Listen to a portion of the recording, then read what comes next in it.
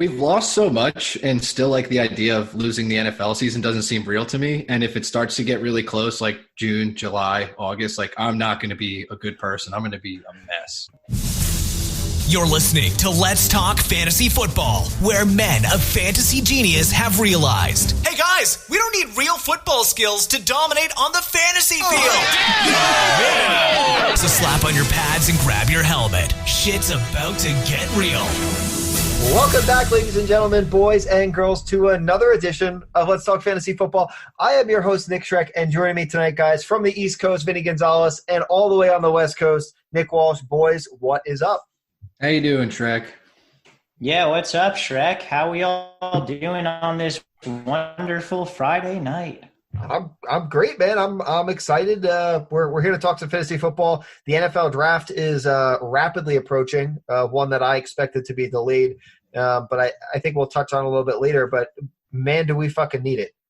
We need the NFL draft. Yes, we do. I need Joe Burrow, and I need him to be on my team. I've been like pounding my face into NFL draft research in order to just cope with everything that's happening. And just two things before we get moving. One, if you listen to our last podcast, sorry, we were too excited. We got super wasted. The first hour and a half is pretty good. The last half hour, not. And then two, everyone, I hope everyone's doing well. I think the three of us are pretty lucky to be more or less unaffected by this whole thing. So I hope everyone out there who is a fan of LTFF is doing okay. Yeah, couldn't have said it better, Walshy. You guys stay safe, keep social distancing, do what you got to do. We are #blessed so far to have been healthy, and our loved ones as well. So we wish the best to you guys, and we hope we can stay healthy for you guys. Today, guys, we're going to be talking about some news, some 2019 positional recaps, mostly about the running backs and wide receivers. We're going to talk about the top 5 at each position.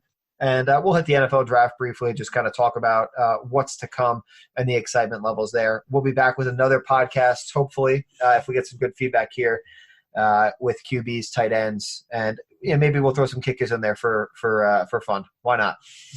But I'm not fucking doing the kicker research. We'll let Don do the kicker research. Don, I know you're tuning in. Fucking get cracking, buddy. We'll get you ready for the kickers.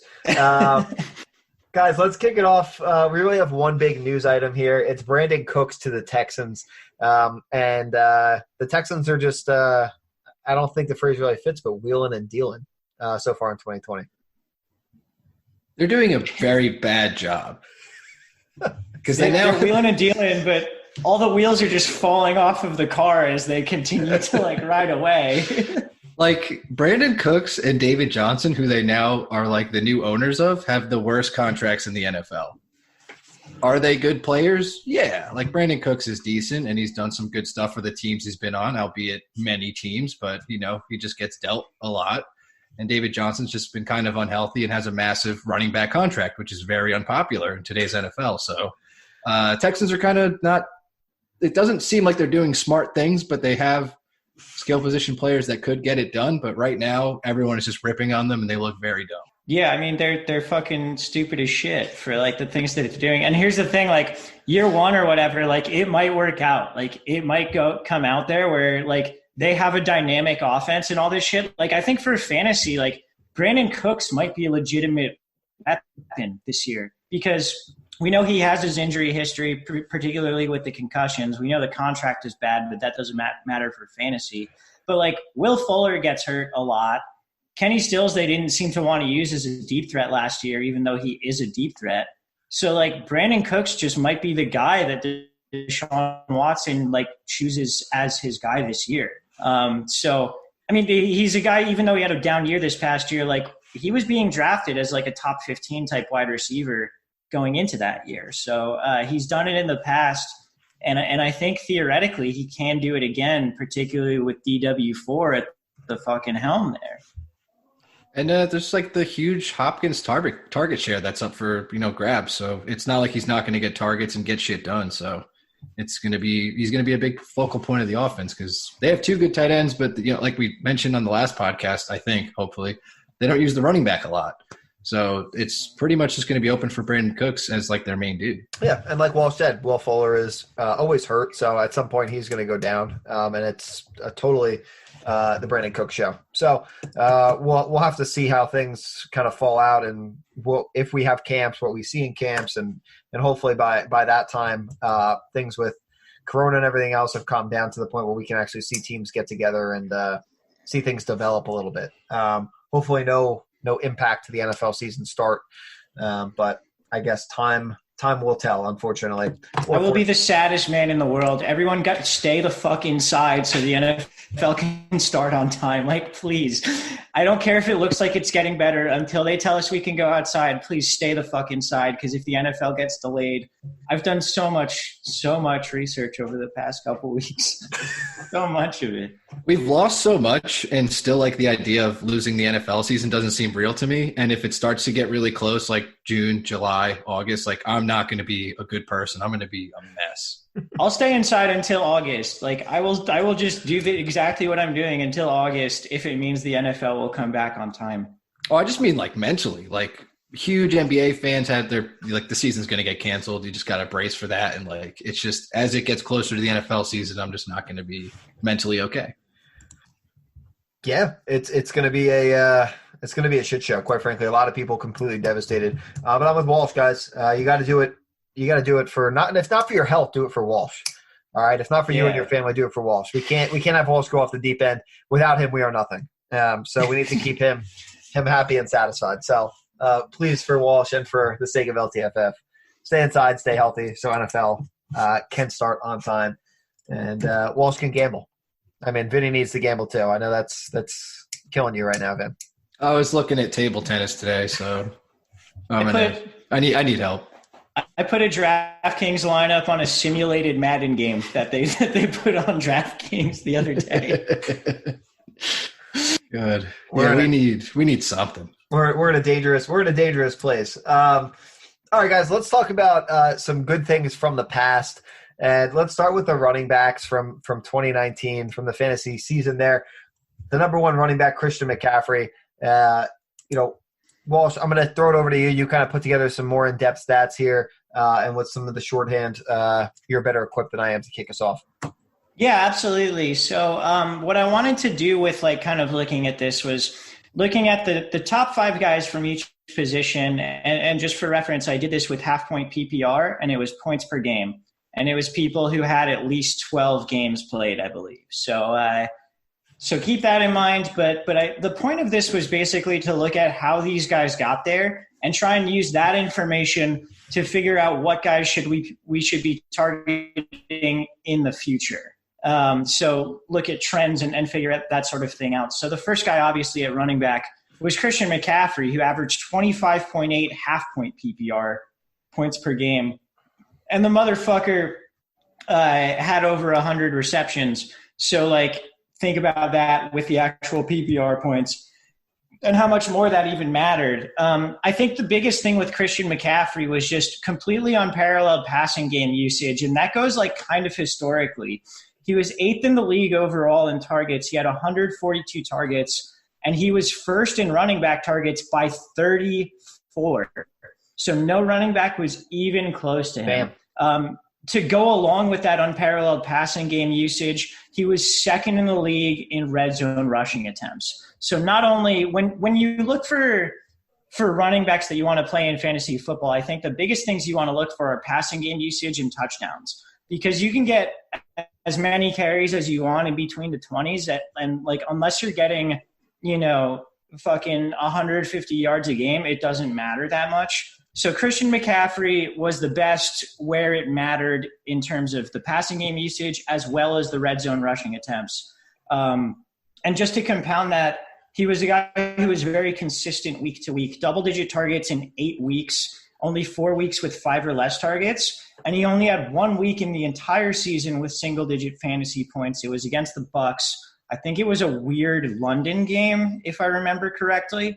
So, it might have been the kind of like the death of Cam game. I think it was Thursday night, Bucs Panthers, and it was where Cam was playing on that bum ankle. Did they had a London game though, right? I'm not like making that up. He went nuts in that game though. Okay. All right. Never mind. That's the one where he had like 2 touchdowns. All right. But yeah, I mean, McCaffrey, like only so much can be said. And just for reference, 6.8 points per game ahead of our number 2 and 3 running back, tied at 19. McCaffrey had the second best fantasy season of all time, only behind 2006 LaDainian Tomlinson. He's unreal. There's only so much that can be said, but like this motherfucker, you know? Wow. Yeah, I mean, again, he was drafted as a fucking elite guy, and he came in and did exactly what you paid for him to do. Arguably the number 1 pick, depending on where your draft board went last year. And again, you know, I think he continues to do exactly what he's always been doing. I mean, his current ADP coming off is 101 via Fantasy Football Calculator. So I would expect that to continue. I mean, obviously we can argue about semantics on a couple top guys, but he was exactly what we thought he was last year. Some people were concerned about the usage. I am not concerned going into 2020. He stays an elite guy. Yeah, I think the lesson learned there is that like even though like there was some coach talk saying that he wasn't necessarily going to be, you know, the every down back, they didn't have anyone behind him at any point. So going into the season, like it should have been very obvious that he was going to be on the field on every down, and that he could catch passes, he could be there in the red zone, and he could do everything else. You know, I think the shitty quarterback situation might have added to that. And if you're drafting McCaffrey, don't expect the second best fantasy year of all time next year. But there's absolutely no reason for him to be anything but the 101 next year. Vinny, feel any differently? No, you guys nailed it. Like, it was just so impressive. Like, it was kind of just insane. You were watching him every single week just destroy people. And I was thinking about our league and how crazy it is. If you had the 1 or 2 spot, first person had quite the decision to make at the time. It was like McCaffrey or Saquon. And if you chose Saquon, like, you probably didn't have a great season just because he got hurt. Very unfortunate. But like at the time, I think Saquon was kind of the 101 there. And if you had the balls, I think Don did that in our league where he just kind of pulled the trigger on McCaffrey, albeit last second, without any kind of, you know, decision-making ability, but it got done nonetheless. So if you had the balls and you took McCaffrey, way to go. Or if you saw this coming, even more so, way to go. But it was just a very interesting kind of 1-2 there. And it was sort of a way to rub that in Walsh's face. Yeah, I had the you know, the first pick of what pick we wanted, and I chose 102 because I assumed that Don would be taking Saquon number 1 because that was sort of the consensus.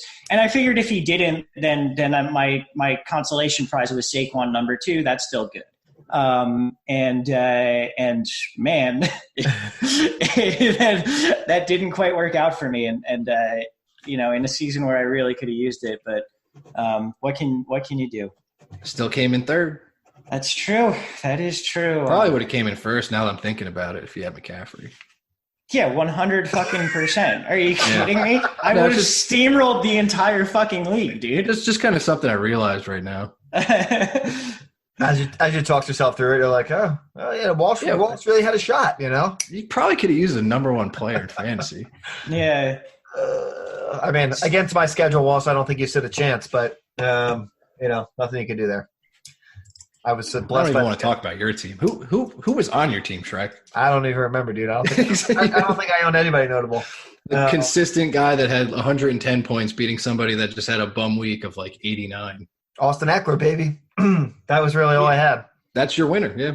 That was an important guy to have early in the season. Yeah. But yeah.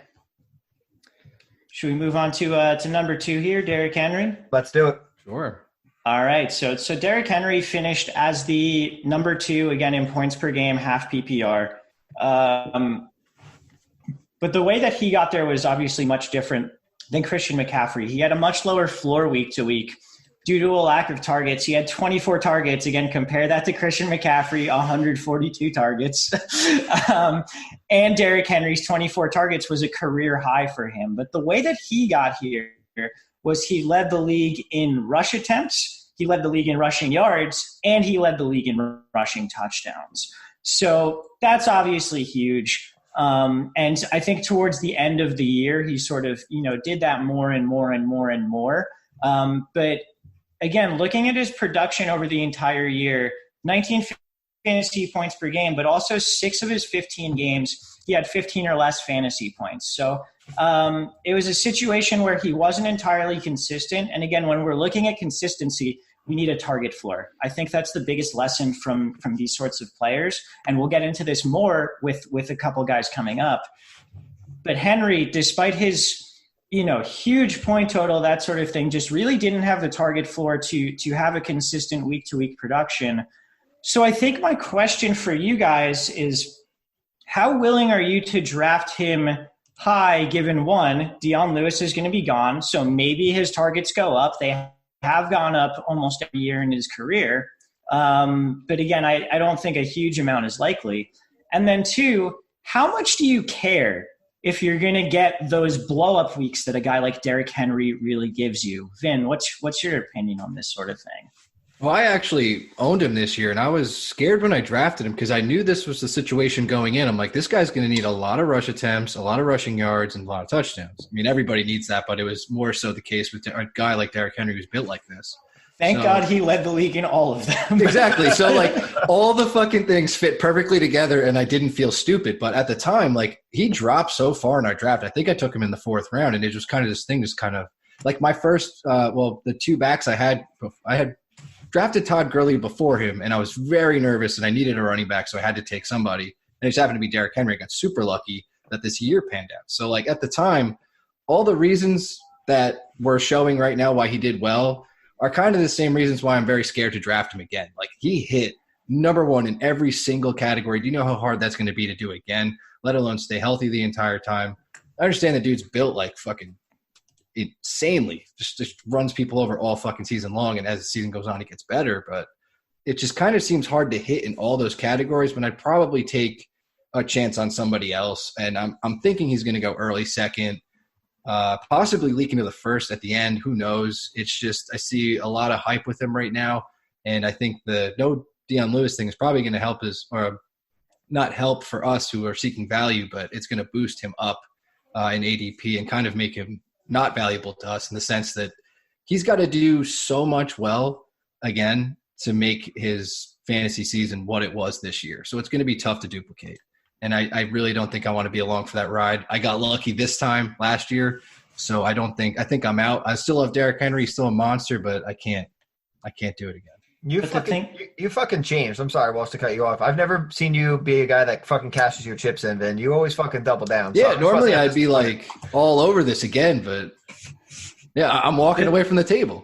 The thing I was going to say is like, so there are certain players who are just complete outliers. And like the one that I'm thinking of is Tyreek Hill, where it's just like, this dude's stats make no sense at any point, but they continue to like come in as like Tyreek Hill only does. Like, what if Derrick Henry is Tyreek Hill? And like all of us who are quote unquote smart and quote unquote, know more about all of this and how usage leads to everything else and that sort of thing. What if it just doesn't fucking matter for him? I did not even think about that for a second, even though he's got pretty much everything aligned with Tyreek Hill. It's like, as inversely it can be from wide receiver to running back, it all matches up. I think it depends where he falls, right? Like right now, to me, Derrick Henry is, according to Fantasy Football Calculator, full PPR, he's coming off the board 17 overall. Running back 1, 2, 3, 4, 5, 6, 7, 8, 9. Running back 11 at 17 overall. So I think I would fuck with that as my running back too. That's not bad. If he creeps to the end of the 1st round, I think I'm out. Because I've always been. There's a lot of. I think you guys. Go ahead. Yeah, I think you guys nailed it. Where like where he's like sort of if he gets to the right value, sure, but like there's probably going to be some dumb fuck who's taking him way too high in your league. Yep. Yeah, it's also to your point, Shrek. You said you're running back too. Like, are you really going to Do you double up running backs, or is that kind of something you didn't really think about? Like, do you want to go wide receiver since there's? I think it's more just that more of a kind of old philosophy in my head. I haven't really looked at the full board as a whole of if I was sitting at the top where I was going to go versus doubling up or whatever with wide receivers. But if you did go running backs again, and it depends on your league scoring, right? Because PPR, you want some kind of receptions. Can Derrick Henry continue? Obviously, he didn't need the receptions, but I've never been opposed to it. I've always been a guy that stacked running backs, and it has hurt me in the past by doing it. But in April, it's too early for me to say that I said that with sincerity as my running back too. But I think if he stayed in that price range, I'm okay fucking with that, for lack of a better term. Another crazy thing from watching a lot of Derrick Henry games, just Titan games overall from owning him, was every time they targeted him, it was extremely valuable. So right. Again, that was something where like I was watching, I was like, it was a play fake, and I've seen this play every time I've watched like a game of theirs, and I'm just like, that's going to be a screen pass to the house, and that happened 3 or 4 times. He would take it like 70 some odd yards. Yeah. Or there was also like it was usually like around the goal. It was like they're weird, like we have Henry and we're probably going to run it, and they just kind of scheme to a different side of the field, and he'd take it like 25 and just bust it in. It was kind of like clockwork in some of their games, and it's just like whenever they targeted him, it was like on purpose. It was the wrong thing to do at the time on the down count, on the yardage. So it's just like you don't expect to pass it to him, and there's just the Titans were very smart, and I just feel like lightning hit too much for them last year. Like they were just an insane team. So the Derrick Henry thing, I'm just kind of steering away from. He's a great player. I love the dude, but if you're along for this ride, it might be a little rough this year as far as things that need to go right. Yeah, I mean, I said like the Tyreek Hill thing to play devil's advocate, but I completely agree with you in that lightning hit way too much for the Titans last year. Ryan Tannehill is not the second most efficient quarterback in the league. A.J. Brown is not the most efficient wide receiver in the league. And Derrick Henry is not, going to do everything that he did last year. You can make exceptions, but the Titans, goddamn, everything hit at the right time for them last year. So you're doubling down on Derrick Henry? Definitely. Put it all on black, baby. Let's let it ride. All right. Should we move to number 3 here? We got Dalvin Cook, who was actually tied with Derrick Henry. I think it might have been like a small fractional difference that made me put Henry above Dalvin Cook. But Dalvin Cook is an interesting one because just like all the consistency things we talked about with Derrick Henry, like none of them exist for Dalvin Cook. He only played 14 total games, and he was playing a lot lower percentage of snaps towards the end of the year due to injury. But even with those issues, he had 4.5 targets per game. That creates a very solid target floor. And every single one of his games that he played, he had between 2 and 8 targets. He only had 1 week of single-digit fantasy points. And while he didn't have the dominant snap share of a Christian McCaffrey or really the dominant rush game usage of Derrick Henry, he saw solid carry numbers, he saw solid target numbers, and he also tied for 4th in the league in red zone carries. So when it mattered, the Vikings were giving him the ball. Even though he was like somewhere like 60 to 75 or so % of the snaps, and Alexander Madison saw some snaps, those sorts of things. Later in the year, maybe a little bit of Amir Abdullah. But yeah, Dalvin Cook really, I think, was one of the models of consistency with another guy we'll get to a little bit later. And he's a guy that I think, the thing with him has always been injury risk, but if this motherfucker can stay healthy, like you're looking at a guy that will just carry you the whole year. Shrek, what were your thoughts on Dalvin Cook? I'm a double down on Dalvin Cook. I'm all in on Dalvin Cook. As I'm looking, I just want to note, I'm looking at Fantasy Football Calculator's ADP. I think that they just are what they are because there's not a ton of data going in there right now with drafts and such. But he's currently sitting at the 4th pick in the 2nd round. That's fucking egregious. So I agree, and that's why when I looked at what his ADP was, be right. It's got to be the fact that there's just a lack of data, which is fine. It's April 10th. we're the, us and other people in the industry, the only people that are really looking at these things to this extent. So I'm probably going to try and pull back from referring to that data, but I wanted to reference it because I did hit it before. And when I looked at that, it's criminal, obviously, for being the 4th pick in the 2nd round. Like you said, Walsh, I think it's the safety net, and when he is healthy, I was looking on Pro Football Focus at some stats, and really what they noted is that he ranked 3rd in 2019 among non-quarterback skill position players in fantasy points per game at 21.2. Just behind Christian McCaffrey and Michael Thomas. So despite the injuries and all the other things that he has dealt with, when he is on the field, he fucking does it. And when you only have one performance that gives you single-digit fantasy points, which you're going to get from pretty much any guy at some point, I have no problem with Dalvin Cook at whatever price he commands in 2020. I'm in full agreement with you guys. I really like – it's just the whole injury thing, which is something that we talk about around draft time. It's just like that shit doesn't really matter. Just got to go for it. Like, is that really going to hold you back from taking somebody who could easily be the number 1 running back for fantasy football? It really shouldn't, because that's kind of as much as someone can be injury prone, he could also not be. Flip the switch. So everything just seems like it's going to get in line for Dalvin Cook.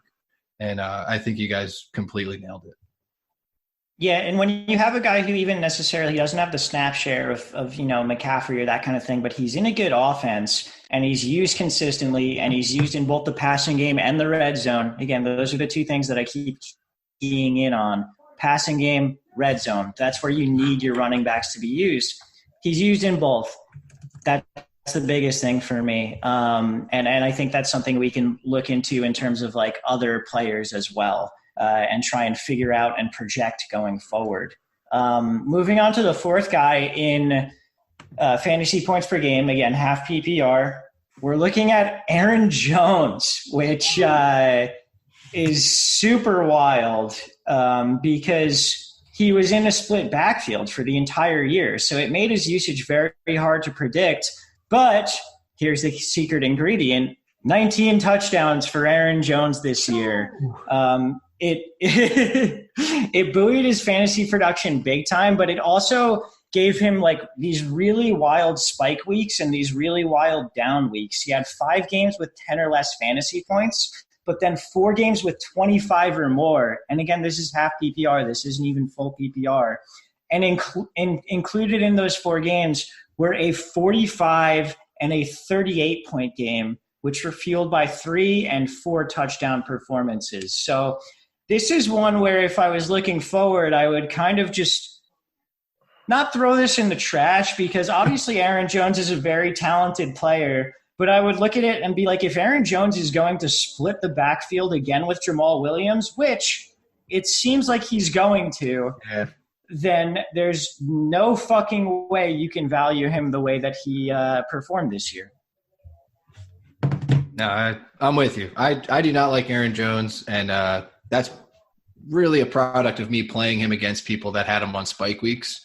Because I'm just like, all right, this dude's in his fucking split backfield. And we talked about it was enraging last season. Like, we would expect, yeah, I mean, you're playing him.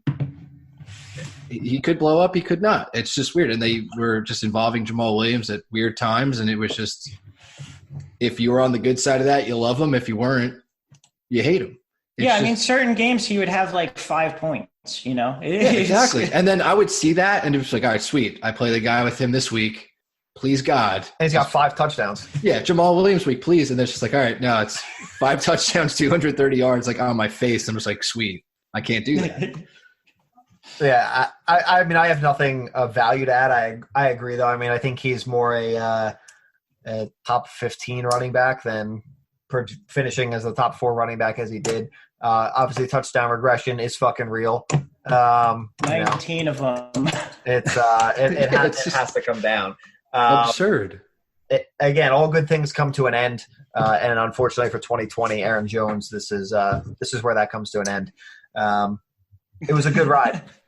All in your fucking shot, Shrek. Jesus. Yeah, I like that. I like that bold prediction. I mean, it's not that fucking bold. It's math is on your side. Yeah.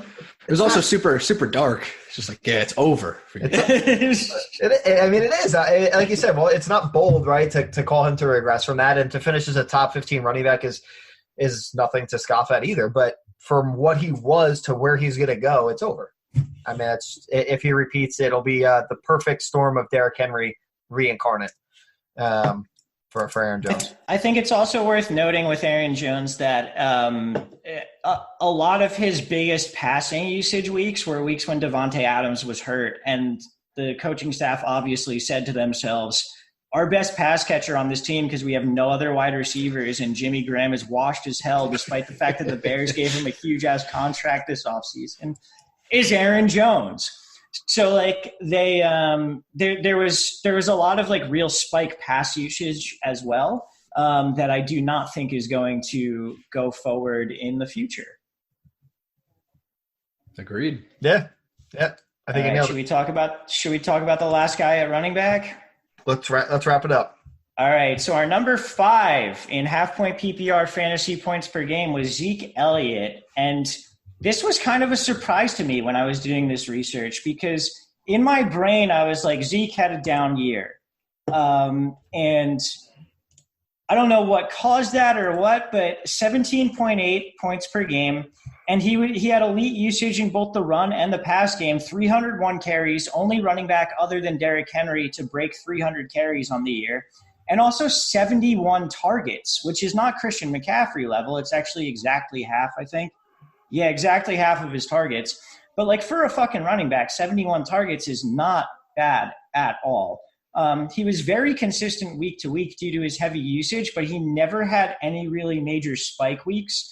One game under 10 points, and that was 7.3, and only two games over 25 points, and that was 29.5 and 25.9.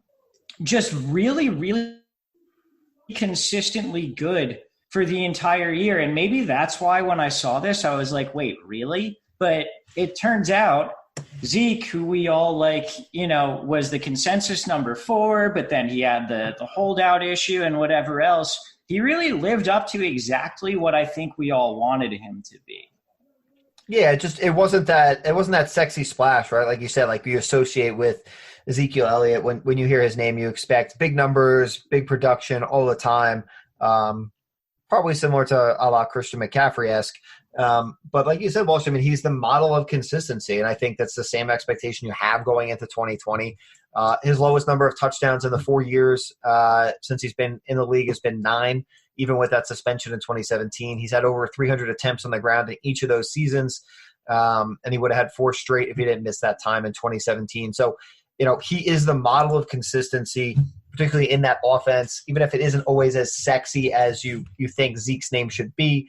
I think he's going to kind of stay right here in this mix as he always has been. And a top 5 finish is totally realistic as we move forward.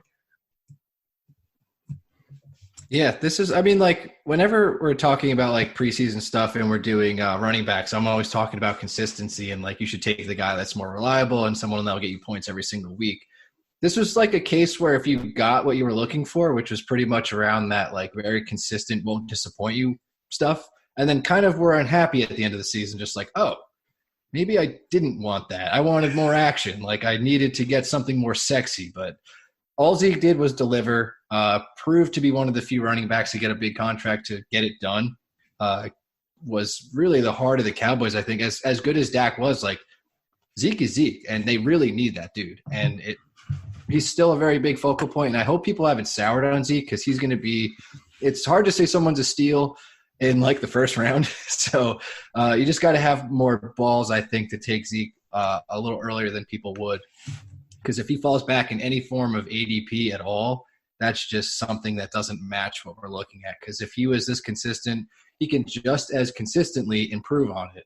Maybe get one more touchdown here, a bigger play here in a game, and could just make all the difference and just be, top 3 easily. So Zeke is probably one of the few pure running backs that I'm going to target, not only on just consistency alone, but like Zeke is just one of those freaks. And I think in years like this, you kind of forget about it, but he can easily have, just multiply his touchdowns. So really looking forward to capitalizing on some Zeke slippage here in the first round, and then just kind of, him bouncing back into like having a more elite year than kind of this consistent year he had.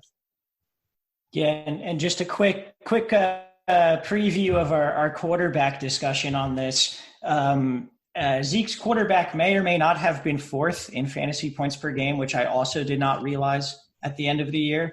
And in year 2 under Kellen Moore as the offensive coordinator, I'm pretty fucking high on the Dallas Cowboys offense. So take that for what you will. A couple honorable mentions here. Saquon Barkley, Austin Eckler, and Mark Ingram all averaged over 15 points per game. Saquon really kind of made his hay in those last 2 weeks where the playoff weeks where he had good matchups and it seemed like maybe he was a bit healthier and he just went nuts. In the league where I drafted McCaffrey and traded for Saquon in the middle of the year, that fucking helped me a lot, and I won a decent chunk of change on that shit, and congratulations, Walsh. So thank you on that. Eckler and Ingram were both interesting as well because they had touchdown numbers over what you would expect. Eckler in the passing game and Ingram in the running game. But again, that kind of makes sense. You're going to need guys to overperform their expected touchdown numbers for that to happen. But I think that's going to do it for our running backs. So Shrek, why don't you take us away here? Yeah, well, Walsh, I think you killed it here on the running backs and diving into that data for us. But with that, I think let's take a quick break, and then we're going to come back. We'll talk wide receivers and NFL draft. You're listening to Let's Talk Fantasy Football, home of the brutally honest fantasy advice you've always needed. Welcome back, guys. We are back to talk wide receivers here, and once again, Walsh has dived into the numbers, the madness, and he's going to kick us off at number 1 overall with Michael Thomas, 18.8 points per game. Walsh, take us away, bud.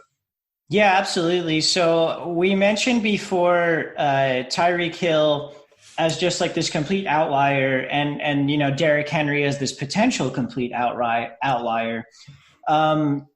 Michael Thomas is a complete outlier in a completely different way. And I think both of you guys will remember back to me breaking down Michael Thomas before the 2019 season and why I was not drafting him as a top 3 wide receiver. And the reason was because he had an 86% catch rate in 2018. And I was like, well, there's no fucking way that he can do that again.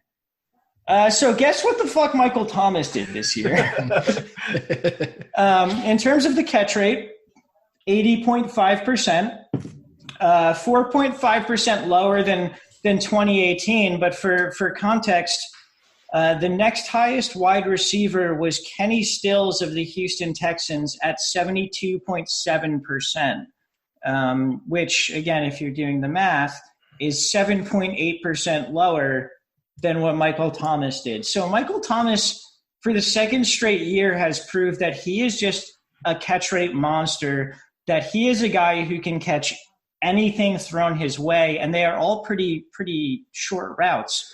But he's another guy, and in the same vein, but again, a very different vein than Tyreek Hill, that has proved himself to be a complete outlier of everything else. So let's dive into a little bit more of this. So Michael Thomas played all 16 games. He had 12 games with double-digit targets.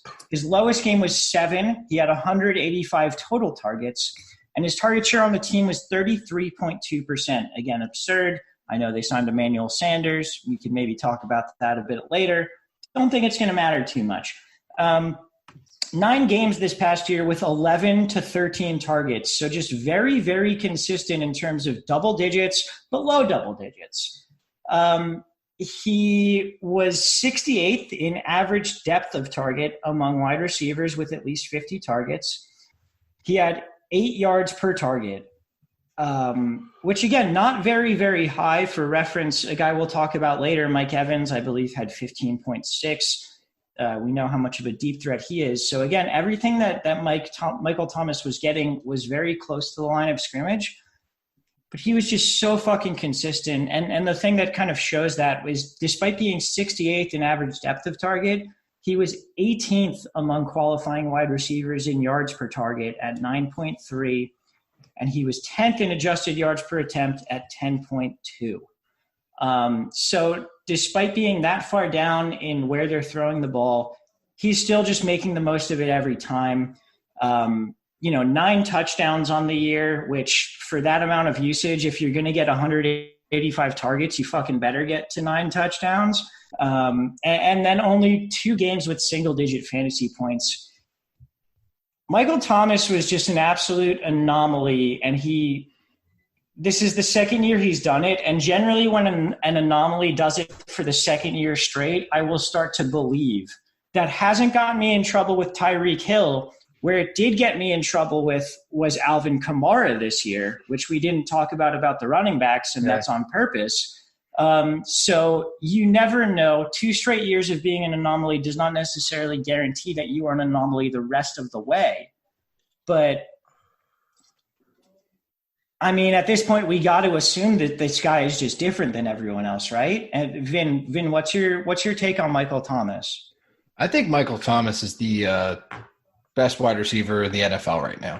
I feel like it's between him and Hopkins, and you can go back and forth, and I wouldn't hate you either way, but I think Michael Thomas is the best right now. Every time you see him, I feel like it's either a contested catch in close coverage with whoever's the sorry son of a bitch playing him in man, or he's sitting down in his zone, at least getting 8 to 12 yards like per pop, and that keeps the Saints offense on the field. Drew Brees is going to constantly throw to him every single time. And every year, like the last, I'd say 3 or 2 or 3 years like that from the past have been like us talking about Drew Brees and when his final ride is. He's back again this year, and he's going to keep continuing to sling the ball Michael Thomas's way. It's their best shot to win.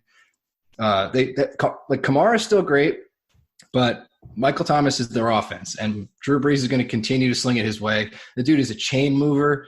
And like you said before, with the target share, you better get the touchdowns. He lands the touchdowns, and there's always room for improvement there with the high volume of work. So I have no problem with Michael Thomas as number 1 wide receiver, and I really think he's the best in the game right now.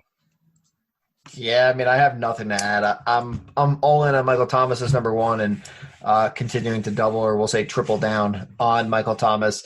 Quite frankly, it's just he seems to just have a way with it and makes it happen. Kind of like you said, that sometimes you can't explain it, but he's just one of those guys. He's finished with 9 touchdowns with 3 out of his 4 career seasons. He's going to continue to be that fucking guy. He's going to get fed. I have nothing of value.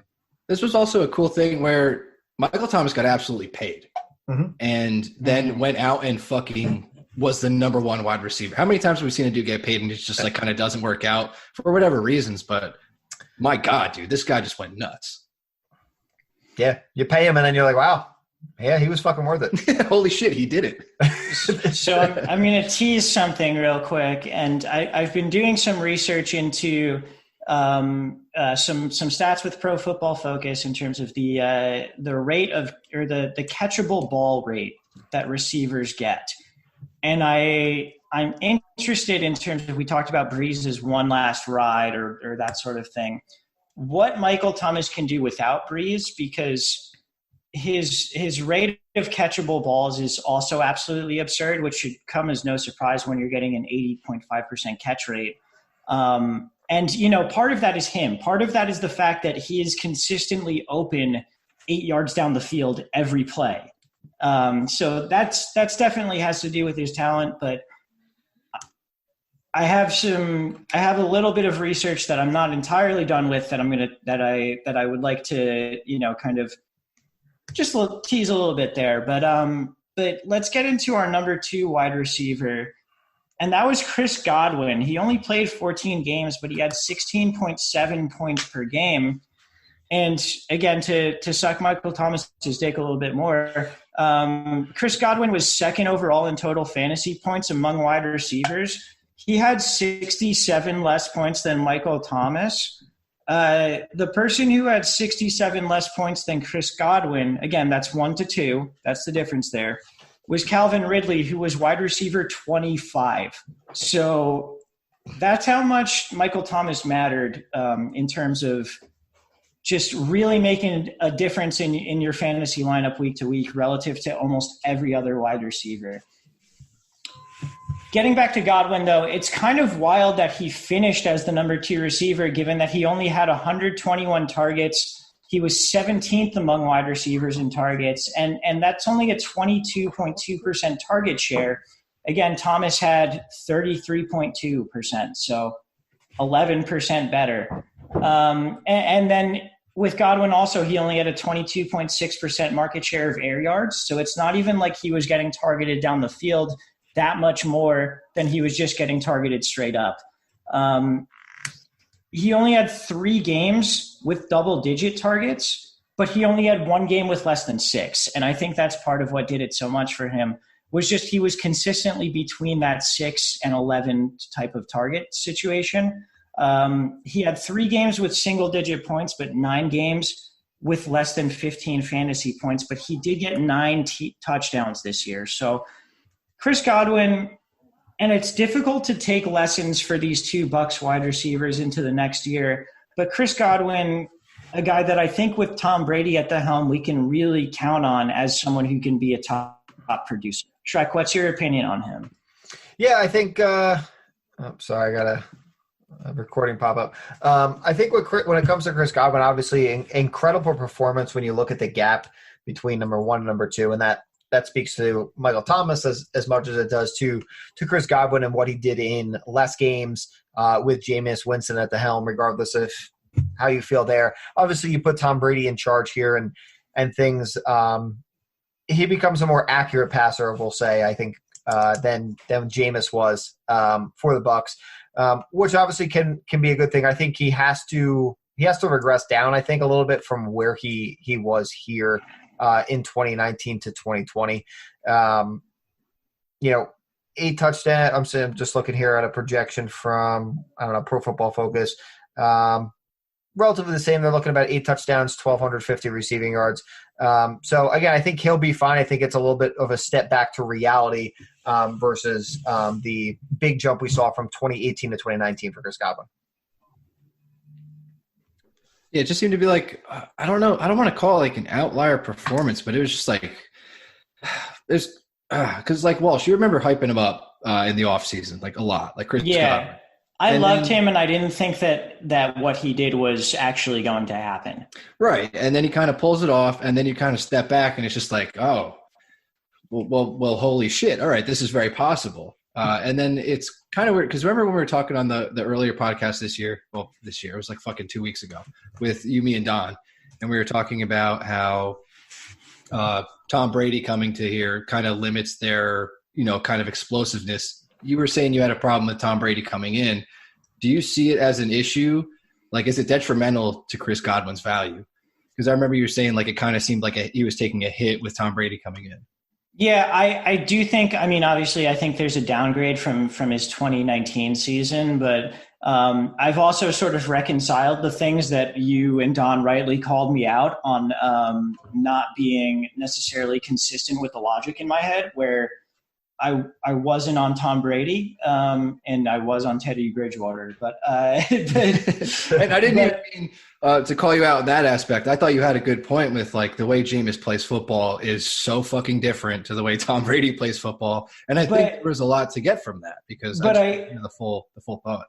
Yeah, I do think that you can like look at Chris Godwin as a consistent guy going forward. Again, not second overall, and Chris Godwin definitely overachieved relative to expectation last year. But yeah, I think he can be a guy who, again, like low end wide receiver 1 is where I would be drafting him, I think, going into this year.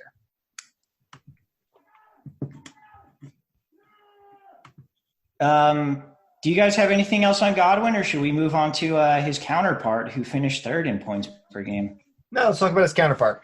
All right, so we got Mike Evans at 15.3 points per game. He only played 13 of them. So, again, a little bit smaller sample size, but all of these guys kind of are. Mike Evans, I think, is the most interesting of all of these guys that we're going to talk about because God damn was his range of outcomes wide. He really relied on spike weeks due to his usage. So he had a 35% market share of air yards for the Tampa Bay Bucs. And for those who don't know, air yards is the depth of a target times the amount of targets. And that 35% was relative to a 23.8 target share. He was third in the NFL in air yards behind only Julio Jones and Devontae Parker. And again, that's even though he only played 13 games. His catch rate for that was low because, again, he was getting targeted down the field so much, but 56.8% catch rate just made his sort of variance a lot wider. And I'll get into that a little bit. So 6 games out of his 13, that's almost half, with single-digit fantasy points, including one just flat 0. And I think this was a game where he had the flu. I don't know. I could be wrong, but I think he pulled up with a hammy in that game, or was that the fluke? I can't remember. There's lots of Mike Evans hammy games, so I could be confusing them. I think it was a game where he came in with the flu, and maybe we're retrofitting that narrative, but I could be wrong on that. But so anyway, 6 games with single-digit fantasy points, including that 1-0. Also had 3 games with 30-plus fantasy points, including one 41-point game.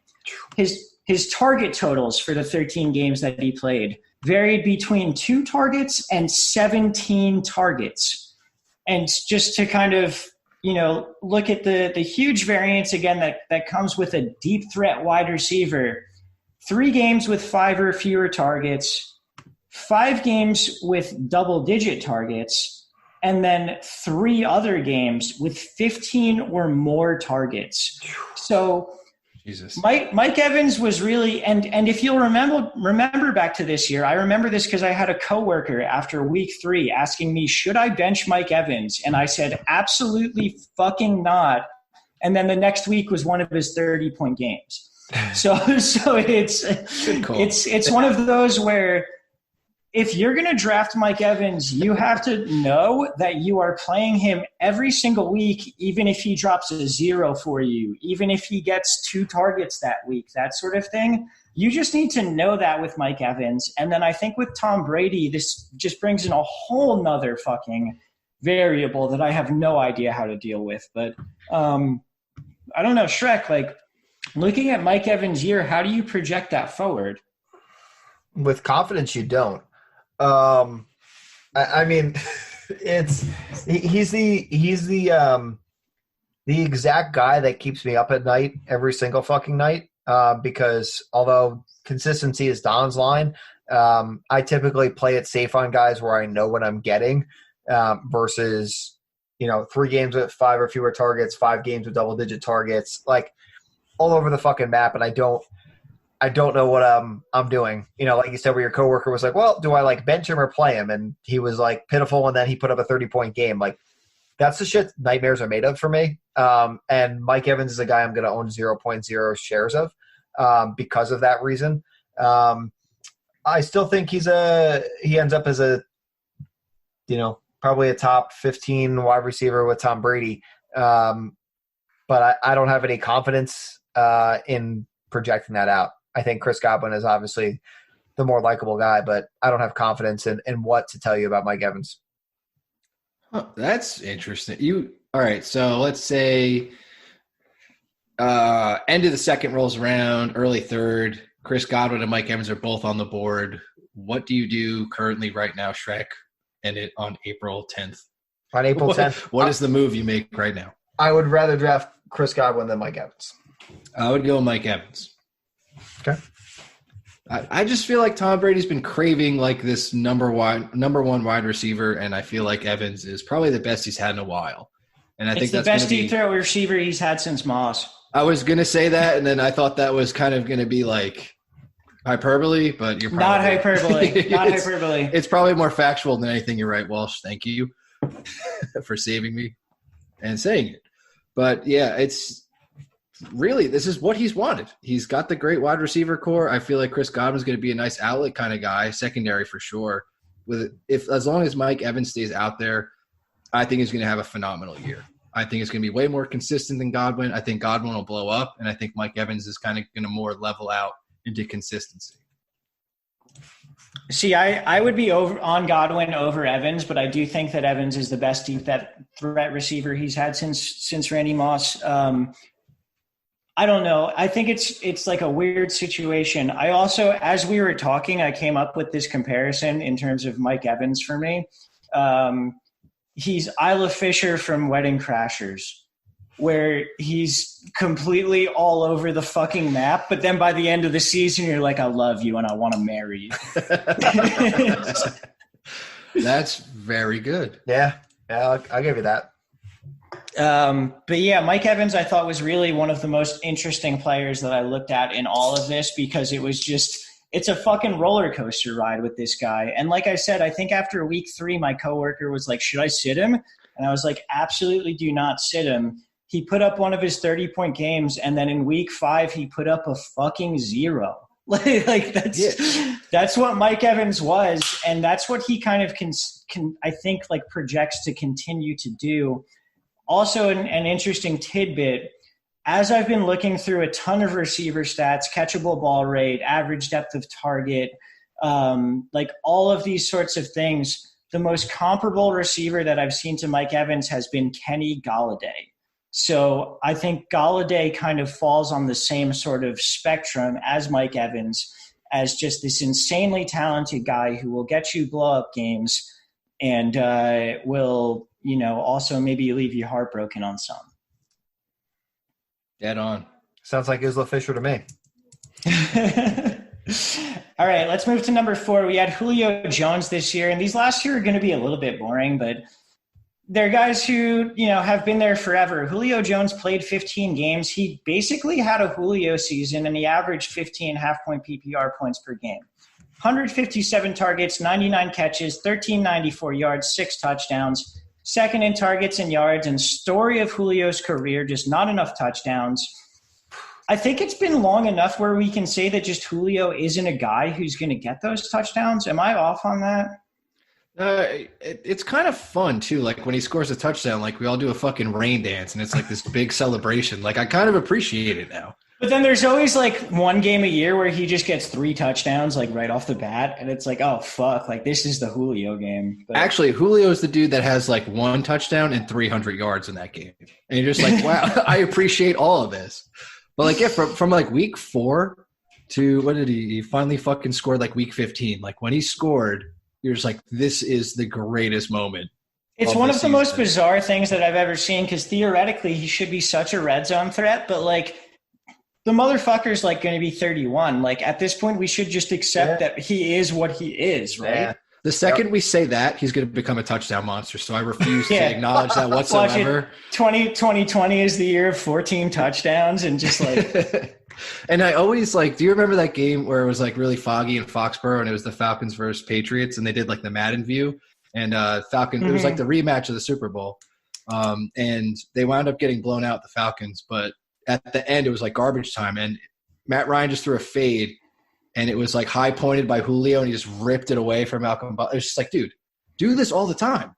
Every single play, do this, please. And it's either he can't do it or it's the most like mystifying coaching decision of our lives. Like it's one of the two. And I don't think we'll ever know the answer, but like I said, when he scores, like I love how it's a thing. Like everybody just freaks out. I love it. It's just great.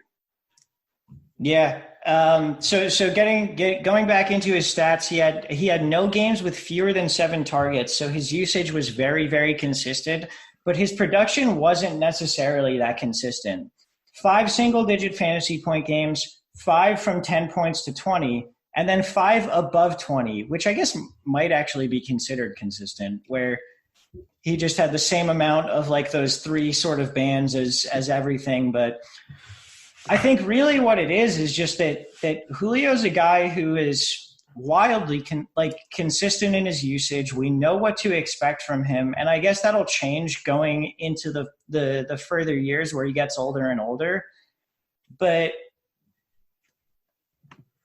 I don't know. I didn't have really anything interesting to say on Julio this one. Shrek, do you have anything in general, or?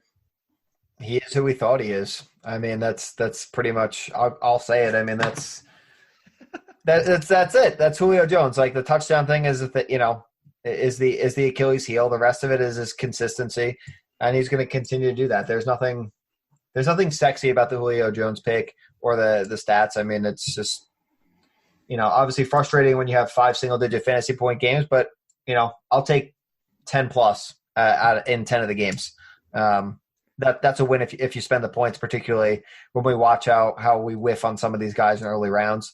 But nothing sexy, unless the touchdown spike to 14, which for all we can hope it will with the year it's been. Go ahead. I think you're right in some of that, in that but by what I mean in terms of you're right is that he's fallen to a point where he's like the first, second round turn, right? Yes. So like he's not necessarily the guy that we need that from right now. I think the expectations on Julio have gotten to where they sort of need to be, as opposed to like me at my height of Julio fanboydom was like, he's going to have 16 touchdowns and fucking 1,700 yards. Correct. Know? You still had the hope that like it could happen, but like we're realistically saying like 6 touchdowns and like what he's been doing is like what you're going to get. And like we've now come to terms with the fact that like, he's not a 10, he's a 7. Like it is what it is. Yeah. Vin, you got anything else to add on Julio? I was just thinking it's completely realistic that you could have the most unsexiest team in the first 2 rounds and just take Zeke and Julio back to back, and you still have a very good fucking team. You're right. And here's the thing is you probably wouldn't win because other people will have way higher spikes, but goddamn if you don't make the playoffs with that team. Right. You'll probably be like the coolest dude in 3rd or 4th. Like you're just like very unsexy. But I mean, that's kind of what it is. He's become a guy that's like a mainstay in fantasy, mainstay in football, and it's just like where you're getting. And if he improves, hell yeah. If he kind of slacks off on touchdowns, it's to be expected. But he's going over 1,000. The dude's going to have a shitload of catches. He's still Julio. Hoop Daddy's gone. Hayden Hurst can't do shit. Julio's getting 16 touchdowns in 2020. It's happening.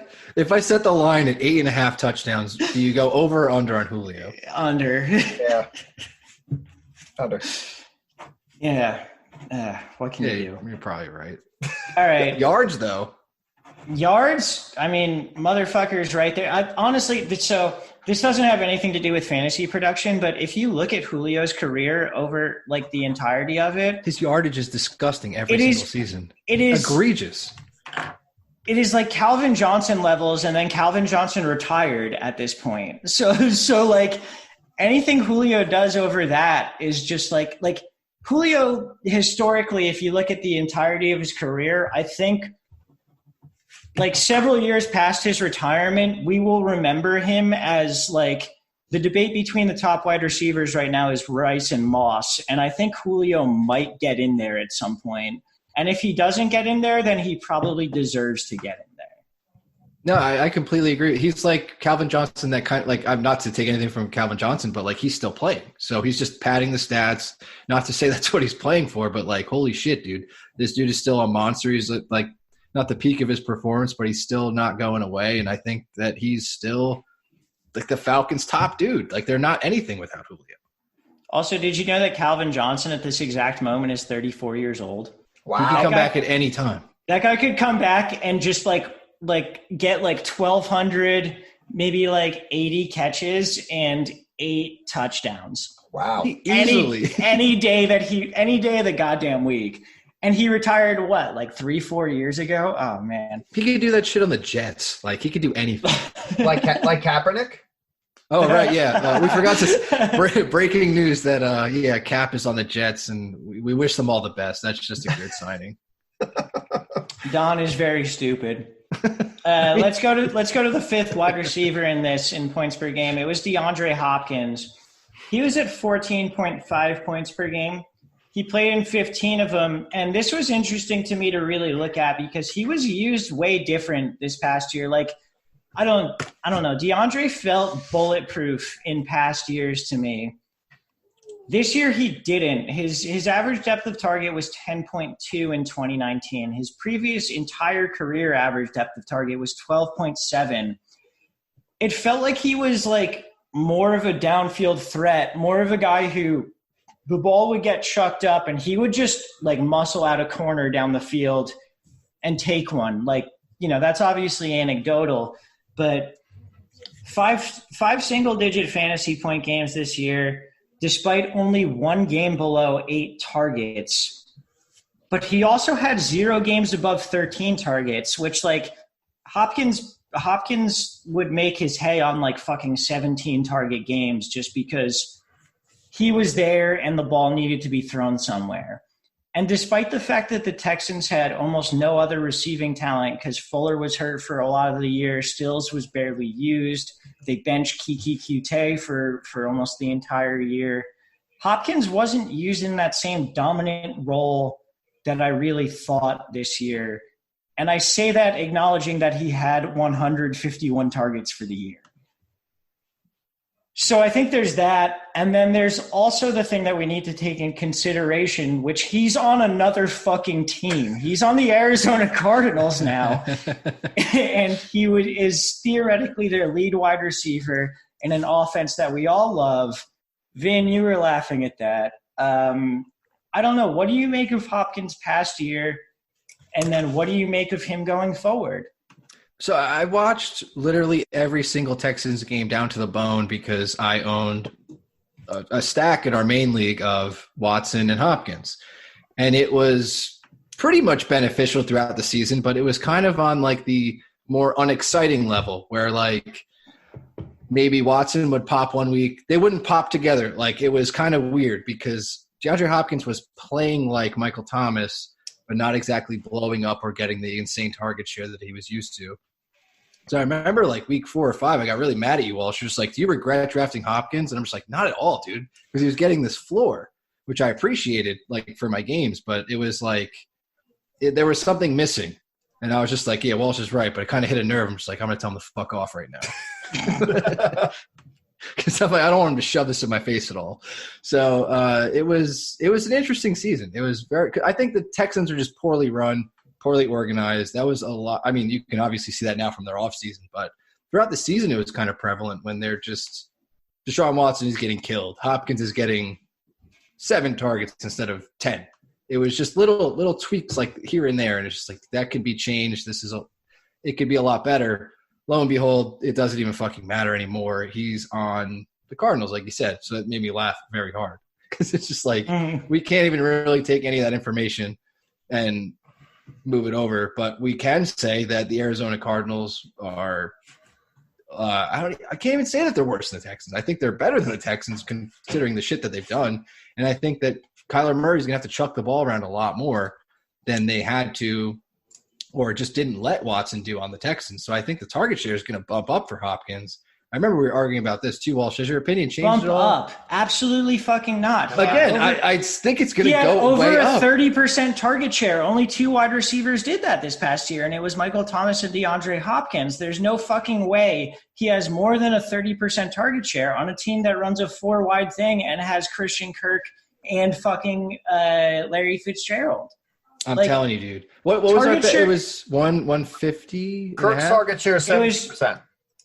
It was 150 was our bet in terms of total targets for DeAndre Hopkins this year. Easily. This past year, with a plus 30% target share, he had 151. I know the Arizona Cardinals run more plays.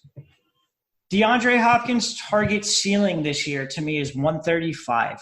That's where he lands. I'm okay with that. I'm also okay with that because it's going to be an efficient offense. And Shrek, I didn't mean to cut you off on anything, but no, I was just really more in support of I've just kind of been looking at some of the stats of like you look at Christian Kirk. I mean, like he had again last year a target share of 17% of that offense. So even if Hopkins takes that full 17%, just based on what I'm looking here at Pro Football Focus projects 550 passing attempts from the Cardinals, which is 21st in the league. So even if you project that out, I don't foresee, him going over that 150.5, which is your guys' bet. I think 135 is closer, and he's probably a little bit below that 100 catch mark in 2020. And for reference, DeAndre Hopkins, I don't think has gone below 150 targets in I want to say since like 2014. I'm looking it up right now. Yeah, so he had 150 this past year. Yeah, the lowest amount he's had since then was 127 in 2014. Since then, he's had 192, 151, 174, 163, and 150. Like, why do you think that's going to drop? Because there's no way in the Cardinals offense that they're going to give him that much. He was the only guy forever, like in the Texans offense. Will, I'm entered Fuller.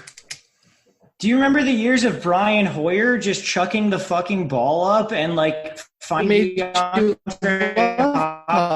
like he's but they don't need to use him that Christian way.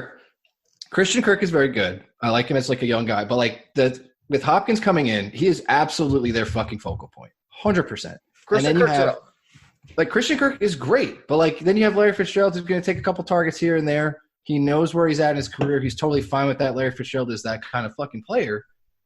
I don't see Christian Kirk. Like, are you guys super pumped up on Kirk that he's going to have like this amazing year secondary with like on a team with DeAndre Hopkins? Do you think he's going to suck that much away? No, I just think there's enough because that offense wants to spread the ball around, right? So I think yes, they want to play a spread offense, but that doesn't necessarily mean they want to distribute the ball like that. Especially when you have DeAndre Hopkins now. Like last year, they had a rookie in Kirk and Larry Fitzgerald.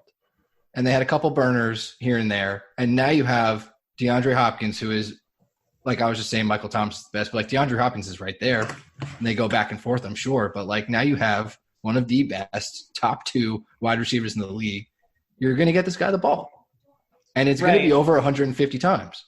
But 150 targets is something that only gets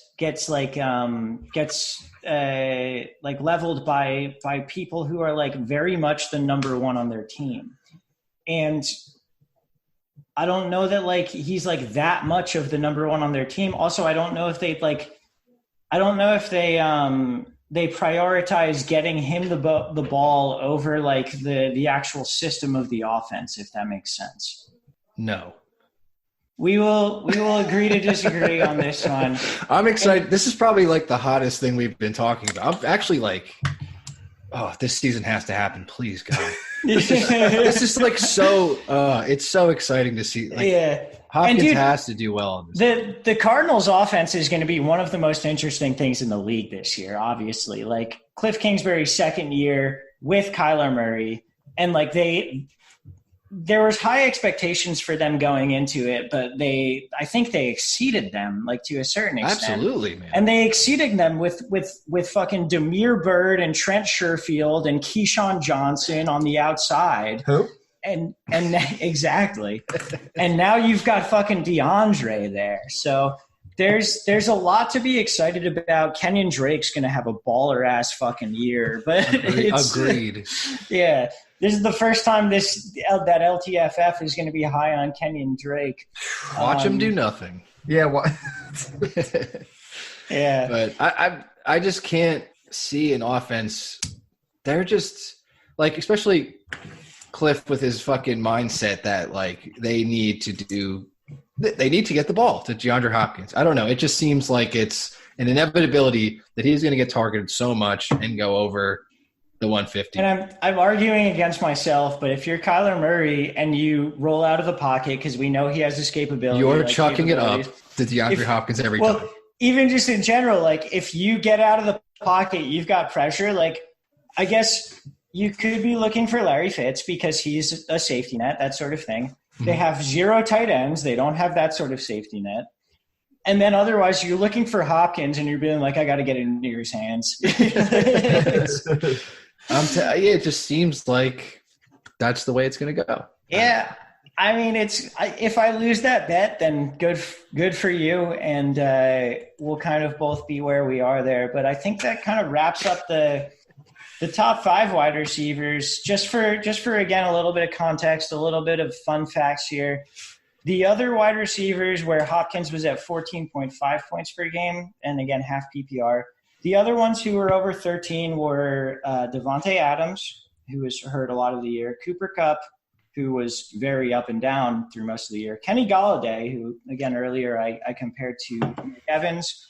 And then Tyreek Hill, Devontae Parker, who actually, in terms of the peripheral stats, the average depth of target, the catch rate, those sorts of things, he was actually very much in the Golladay-Evans category, which I was a little surprised to see. But Devontae Parker last year was basically used as a deep threat the same way as Mike Evans and Kenny Golladay. So kind of interesting on that point. And then the last one was Keenan Allen, who was over 13 points per game. And I was very surprised at that one too, because he had a big stretch in the middle of the year where he fucking sucked. I think that does it for wide receivers, right? Are we good, guys? Yeah, absolutely, man. All right. Do you guys want to talk about the draft a little bit? Sure. Yeah, man. Let's fucking do it. That's what we need, Walsh. This is our lifeblood right here. All right. So Vin, obviously we got Joe Burrow going to you number one, and I'll again, a little bit of a preview on my catchable ball stats or whatever that I've been researching. Yes, sir. All four of the Bengals wide receivers who had over 50 targets, so that was Boyd, Ross, Erickson, and Tate, had under a 70% catchable ball rate. Doesn't sound like my Andy. And specifically for Boyd and Erickson, because catchable ball rate kind of correlates to average depth of target, right? Mm-hmm.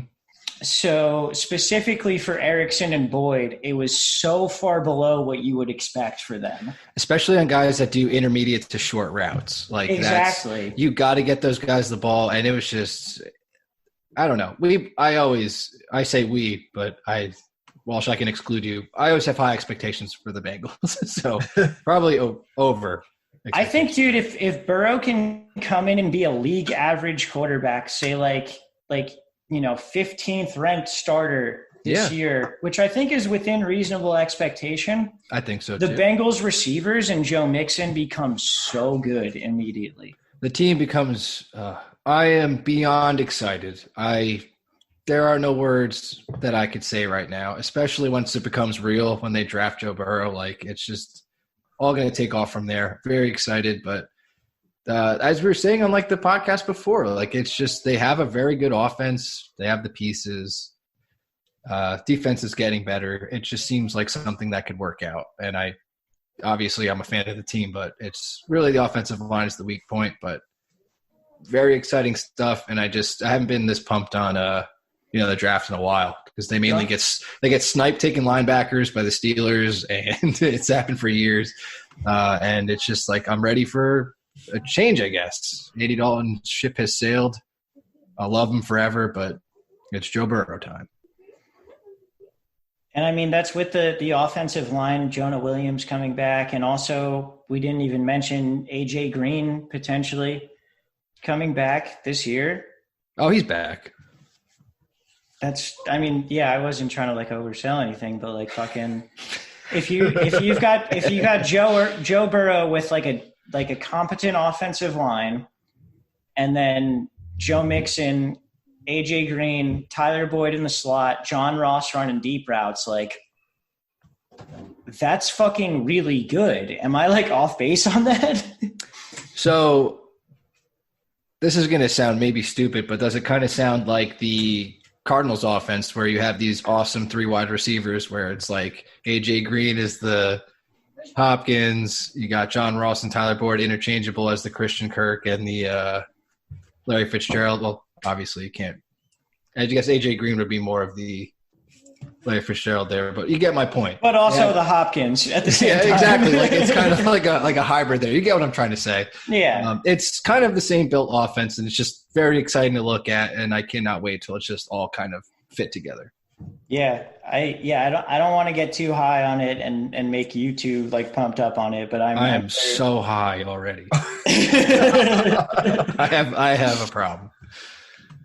I can't even talk too loudly about AJ Green in my house anymore. Laura got me in trouble she was like, "You were really jerking off to AJ Green on the last podcast." I'm just like, it's fine. I've been doing it for years. Yeah. If she's not used to that after dating you for 10 years, then what is she used to? But Me hiding a fat head in one of our rooms. I think the other questions are around that or after that. Like, so let's do a little quarterback, right? Sure. Do you think the Dolphins are going to take Tua?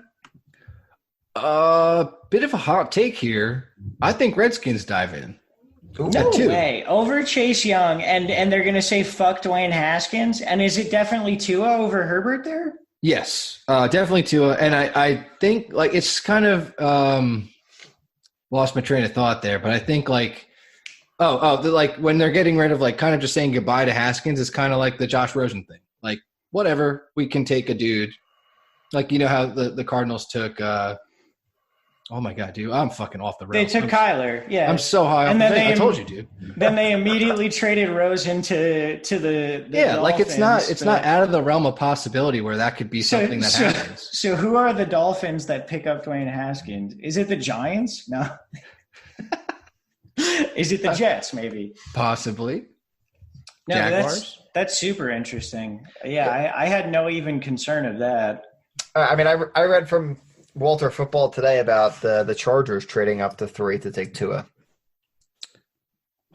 That would be interesting as well. And I think I would be very surprised if the Chargers leave the first without a quarterback, just because I know they say they're comfortable with Tyrod right now, but like if the Chargers aren't starting the season with one of either, Tua or Justin Herbert or Cam after signing him, like, on their roster, I would be really surprised. I agree. So it's one of those, and I don't know how you guys feel about Tua versus Herbert, that sort of thing. You sound like you're on the Herbert side. Yeah, I'm a Tua guy, but I'm very much a Tua person. I am also a Tua guy, but I think the Tua injury history is concerning. He did fail 2 physicals with 2 anonymous teams, by the way. I don't know if those teams were clarified, but I did see that on the internet, so it is true. I think that might be like lying type of stuff. And I also think that this is why I think Tua is going to be a Dolphin, is because the Dolphins front office, has been throwing out a lot of feelers that they don't like Tua. And me in my head is just like, that means you like Tua, you fucking scumbag bitches. Wait, so they're just being like a 4th grade boy that likes a girl, and it's just I don't like her. They punch her and then they go, I don't like her. It's one of those. So that's why I think the Dolphins are going to end up with Tua, and I would be very happy if Fitzpatrick mentors Tua for a season. But yeah, I don't know. I think that's interesting. Herbert, I think, might end up with the Chargers, but I'm really not sure. And then, like, past that, I really have no idea in terms of quarterbacks. I don't know. Do you guys have any other strong thoughts on, like, the quarterbacks past those 3, or where you think Tua or Herbert might end up? Or yeah, I can't. Are you saying, like, if Tua doesn't go to one of the top 3 teams, like, where would he go? Yeah. Fuck. I think unless the Dolphins I think between – there's so much fallout from that. Yeah, I mean, I think it's, like you said, between the Dolphins and Burrow's going, but, like, between the Dolphins and the Chargers, I think it's one ends up with Tua, one ends up with Herbert. I don't think it's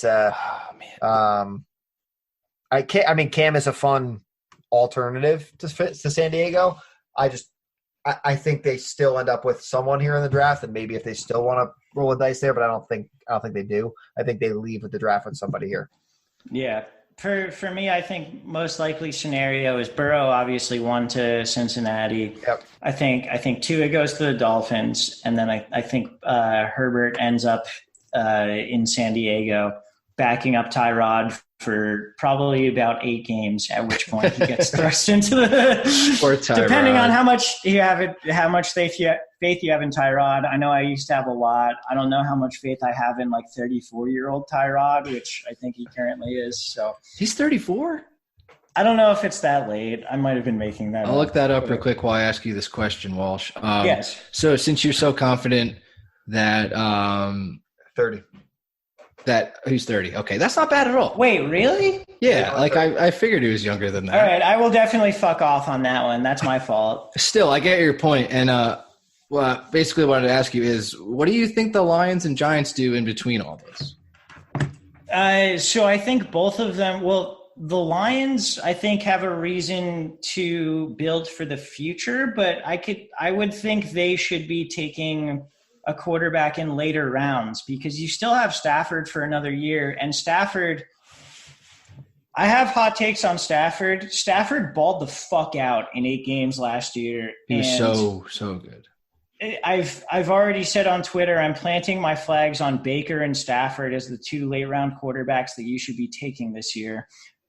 Stafford, I think, still rules. I think Stafford can still sling the pig downfield, all of that. And then the other one was the Giants. I think the Giants giving up on Daniel Jones would be like fucking insane at this point. Yeah. So there's just and like the Giants also are such like not a good organization that they have enough holes elsewhere. Like you take Jeff Okudah if you're the Giants and you're fine. Like you take a cornerback, that's cool. You take a defensive end, that's cool.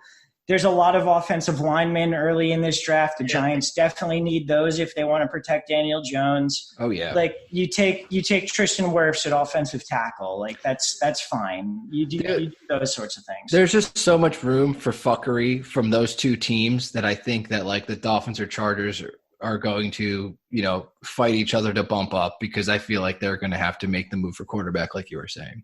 Yeah, and that's why I think the Dolphins are spreading the rumor that they don't like Tua, I think, is because they're trying to like plant a seed of like, we don't want to have to like make any moves with anyone.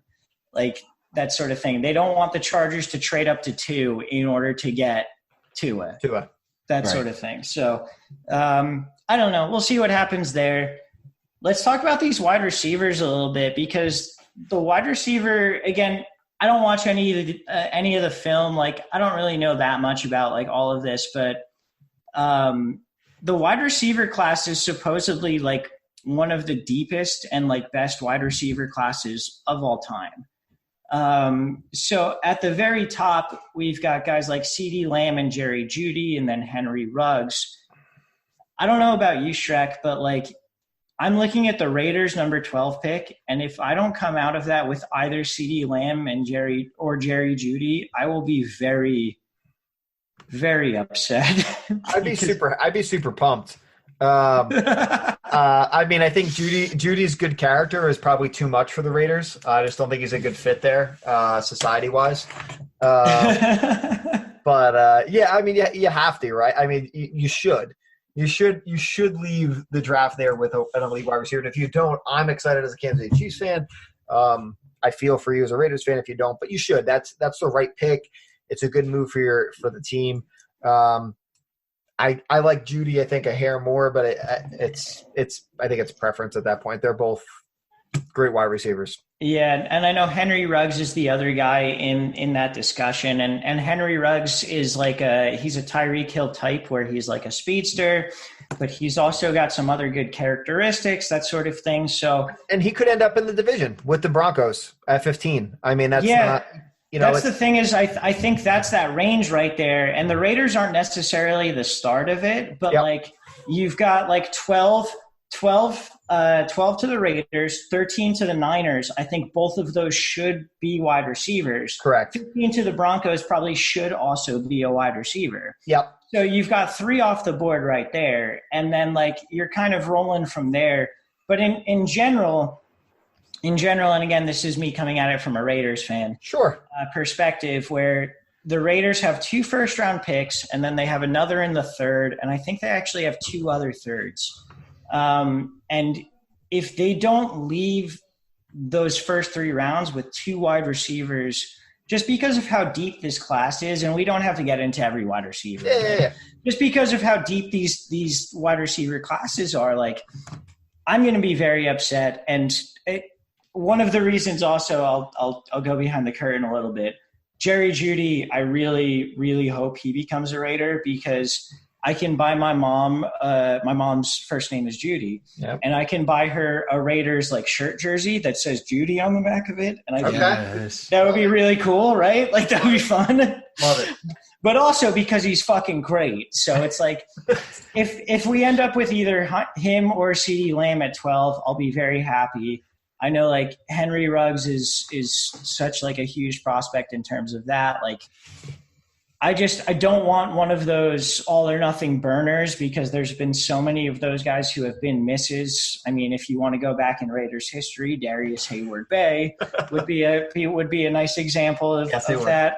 And I'm not saying that's what Henry Ruggs is, but yeah, I feel like this wide receiver draft, it's super deep. You've got a couple of guys who are really good, maybe not the best receivers of all time, but really, really good at the top of it in terms of Jerry Jeudy and CeeDee Lamb. Yep. And then you've got some interesting names the rest of the way to where there's going to be a lot of contributors from this rookie class next year. Yeah, man, there's a lot of excitement, a lot of things to, like you said, see how they shake out. I mean, again, in that range there, 13 to 15 or, give or take, you should see these wide receivers kind of, come off the board, but in what order? Like you said, it becomes interesting on who do the Raiders prefer, who do they not? Do the Eagles roll with a wide receiver? I'm trying to remember, are they before or after you guys later in the first round? They're after you, 21. So Justin Jefferson, obviously on the board out of LSU. As a potential option there, obviously you guys could go a different direction, but I think Judy's the right fit for you. Personally, I hope you don't get him, but I do think it will be a good thing for the Raiders. I'm already like prepping myself mentally for both Jeudy and CeeDee Lamb to be there on the board for the Raiders at 12 and for them to take neither of them. just for my own mental health, I need to be aware of that possibility. So if and when it happens, I won't want to dive out of my front window without a mask to prevent the COVID-19 from. Well, Walsh, we know the Davis family is a big supporter of the podcast, so I'm sure they're listening in. Guys, we don't want Walsh to go off the deep end, as we said before. He is the best thing we've got going, so we don't need him to dive off the balcony. So Jeudy may be the pick, but yeah, I mean. Other than that, we've got a couple interesting running back prospects. I don't think any are really going to go in the first round, so we'll see. It'll be interesting. I think a lot of the running back prospect game sort of depends on where they end up. Guys like DeAndre Swift, guys like Jonathan Taylor, guys like J.K. Dobbins, Zach Boggs, like those sorts of things. So I think after the draft itself, we'll probably get in on the landing spots and try and fill you guys in terms of how they fit in the various offenses, but it's not really our strong suit to say where these specific guys should be or try and mark them before they actually land. Yeah, we're better on the analysis side after the fact. Let them land and we'll dive in a little bit deeper and hopefully we can get another episode out before the draft. Maybe talk about some QBs, tight ends, and Don's specialty kickers. For the people to look at these top 5 guys in each spot. Sounds good to me. Yeah, sounds like a great plan. Well, guys, it has been an absolute pleasure. We're excited for the NFL draft. Hopefully we'll be back before that. Walsh, you killed it as always with some of the deep dives here on these guys, and we look forward to coming back, hopefully having the DON for kickers in the next episode. You guys, you have anything else for the people? Stay safe. Sorry, that's all I got. That's good. That's perfectly good, Walsh. Guys, stay safe, stay healthy, take care of those that need it, and that's about it. For Walsh, Vinny, and Let's Talk Fantasy Football, I am Nick Schreck. We will catch you on the flip side. This has been Let's Talk Fantasy Football. Thanks for listening.